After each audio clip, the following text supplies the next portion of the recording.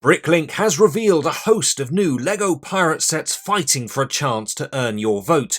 You have only 10 days to do so as I release this video, so from smallest to largest, let's check out some spectacular ships, imposing forts, and massive booty. Wrong booty. That's more like it. We begin with Smoldering Bay Fishing, 873 parts in total. Definitely sees this at the smaller end. The minimum size is 400 pieces, the maximum 4,000 for these submissions. 5 finalists will be chosen from all of the themes, not necessarily from pirates, but they only stand a chance if you vote for them. This is a fun little set. The idea being that our little fish shack restaurateur here, looking suspiciously like a retired pirate captain, prepares the fish by steaming them over a little volcano. There's also some fun little pieces being used. I quite enjoy the swords, which are serving as a little rope ladder going on here. And considering that this would be, or at least should be, very inexpensive, were it to become one of the finalists, I think that the use of so few pieces has been done well. Certainly a fun little set, and I will link in the description below to Bricklink where you can go and vote for these. The voting ends on 14th of June, and you can see all the different sets there, not just the pirate ones, and I've already put out videos and have more to come on the proposed sets in different themes as well, so check those out. But the next one is this, The Pirate's Dream, a little diorama that's quite interesting. It's the sort of thing that makes me think it should be a GWP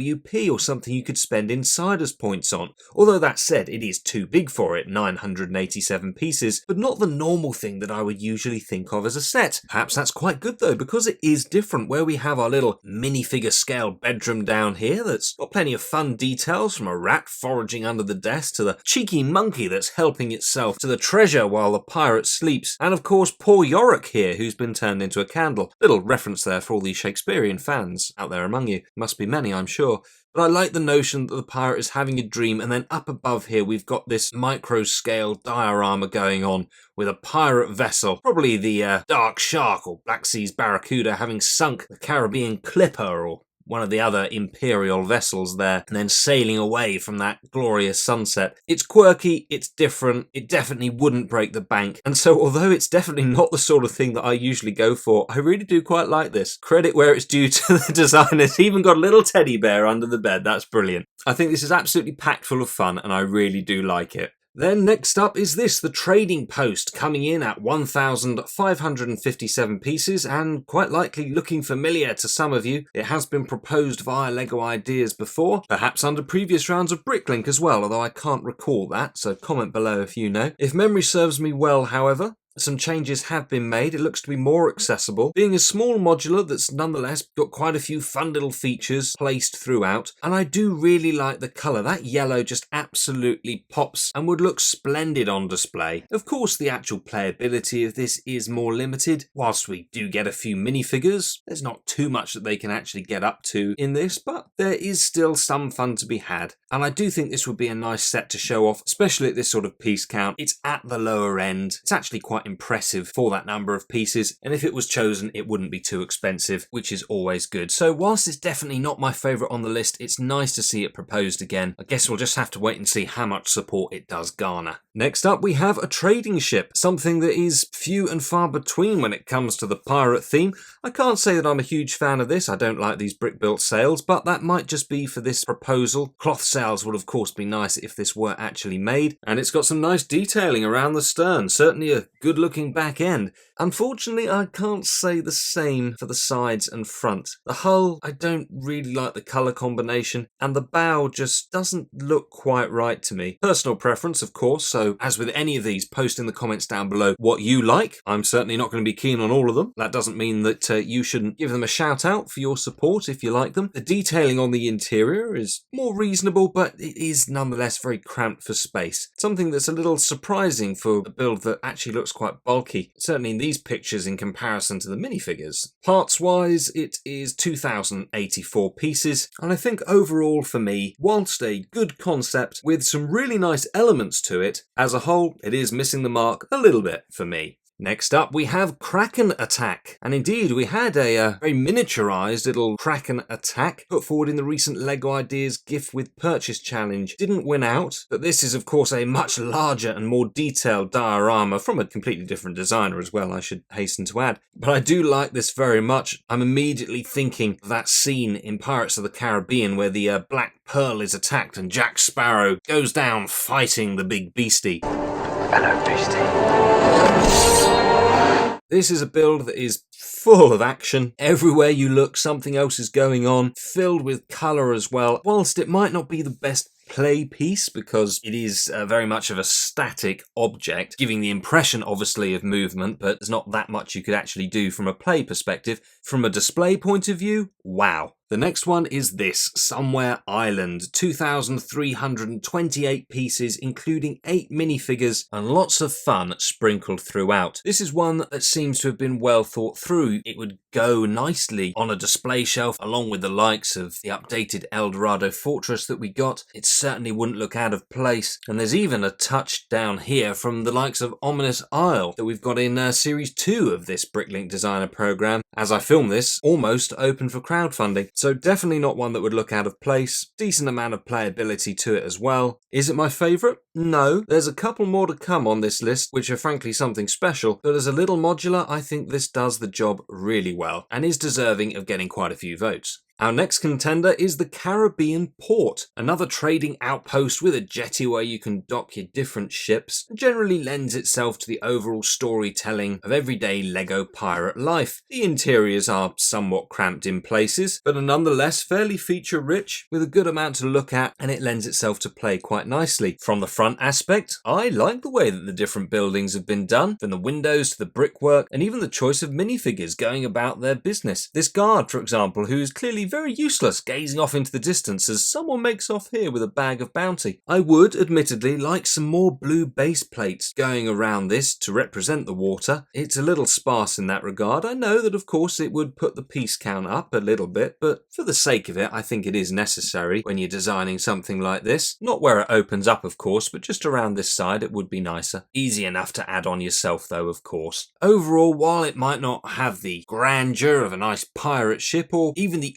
intrigue of an Imperial fort, this sort of little portside harbour town is exactly what we need for fleshing out our displays for more pirate adventures, and quite frankly makes it all the harder to try and pick a favourite to vote for. Next up though is something very different, Deep Sea Discovery, a mixture of LEGO City and Pirates. I think it's a fantastic concept. I mean, first things first, 2,585 pieces, that's just around the average size that Bricklink are looking for, and it's a really fun, refreshing idea, combining our modern day LEGO City going down and finding the shipwreck of pirates from so many years before. Now of course space is limited, and I know that not everybody can have a nice city setup, but I'm thinking that this would look fantastic placed underneath my harbour area in a separate cabinet or on a lower shelf, really to give it that underwater look. But of course wherever you want to display this, it's just super fun. I don't think anybody could look at this and help but smile, and that's one of the key things that LEGO is all about, isn't it? So to my mind, a very good mashup and one of the best submissions put forward for Series 5. I really like it very much.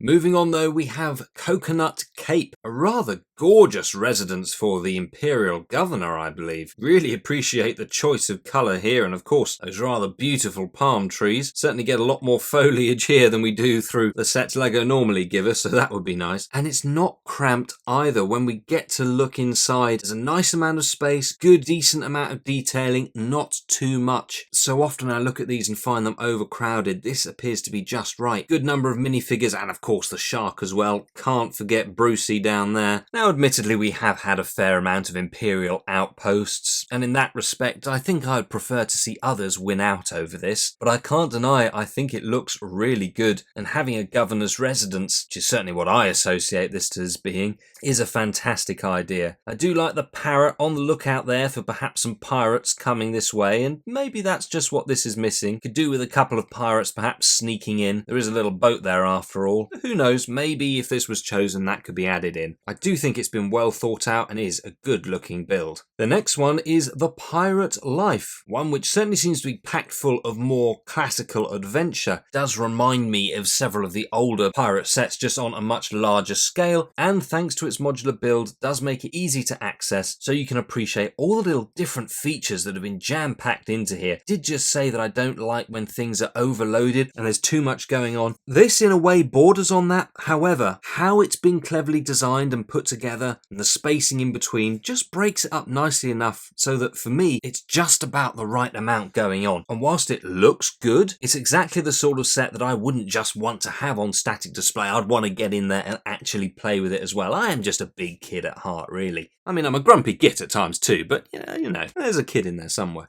Now this does give me vibes the same as LEGO Ideas Barracuda Bay, although I'm not going to pretend that I like this as much. I don't. Barracuda Bay was a very high bar, one of my favourite sets. Perhaps in that respect, it's not one that I'd go for, but whilst it's similar, it is still fairly different, and in its own right is certainly a good build. However, another one that breaks the mould is this, the Old Skull Restaurant, another mashup between city and the pirate theme. It's a really refreshing idea and one that I very much applaud. For those of us who have city displays but also love the old pirate theme, this is something you can slap in the centre of your city, pride of place, and it's going to lend itself really well. I love the detailing that's going on here, not just on the exterior but on the interior as well. It's very evocative of a world, different stories going on, all the different minifigs going about their business, from the perhaps slightly tipsy old captain here who's telling salty sea dog stories to the patrons listening on and just having a good time. I think that between this and that city exploration of the shipwreck that we saw a few minutes ago, I am loving this concept. I like modular buildings, I like sets that integrate well into a cityscape setup, I love the old pirate theme, so this is quite frankly ticking all the boxes. I mean, let me just say this, I can't speak for anybody else, but if this did become a finalist, I would definitely be trying to get hold of it. I would want it, no questions asked.